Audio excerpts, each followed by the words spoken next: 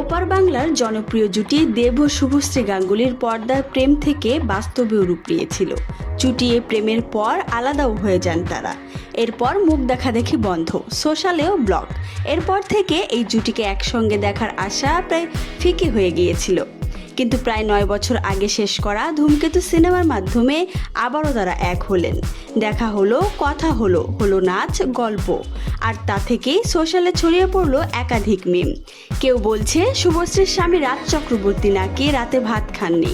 কেউ আবার তাদের মাঝখানে টেনে আনলেন দেবের প্রেমিকা রুক্মিণী মৈত্রকেও। এরই পরিপ্রেক্ষিতে মুখ খুলেছিলেন দেব।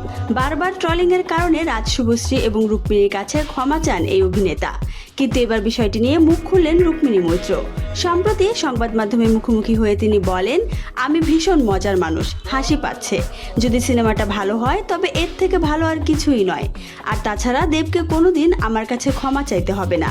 দেব শুভশ্রীর রিইউনিয়ন অনেকেই দাবি করেছিলেন বর্তমান প্রেমিকের এই মিলন মেলা নাকি ভালোভাবে নেননি রুক্মিণী। তবে সে প্রশ্ন করতেই অবাক অভিনেত্রী। তার কথায় ভীষণ পিছিয়ে পড়া কথাবার্তা। 2025-এ দাঁড়িয়ে যদি এমন কথা বলতে হয় সেটা ভীষণ রিগ্রেসিভ। যারা এমনটা ভাবছেন তারা হয়তো মানসিকভাবে অনেকটা পিছিয়ে। এদিকে 14 আগস্ট প্রেক্ষাগৃহে মুক্তি পেয়েছে দেব শুভশ্রী জুটির ধূমকেতু সিনেমা। মুক্তির প্রথম দিনেই বাংলা সিনেমার সব রেকর্ড ভেঙে দিয়েছে সিনেমাটি। প্রথম দিনেই বক্স অফিসে 2 কোটিরও বেশি আয় করেছে এই ছবিটি। বাংলা সিনেমার সর্বোচ্চ আয় করা সিনেমাদের টপকে এই সিনেমাটি সর্বোচ্চ হয়ে উঠবে কিনা সেটাই এখন দেখার।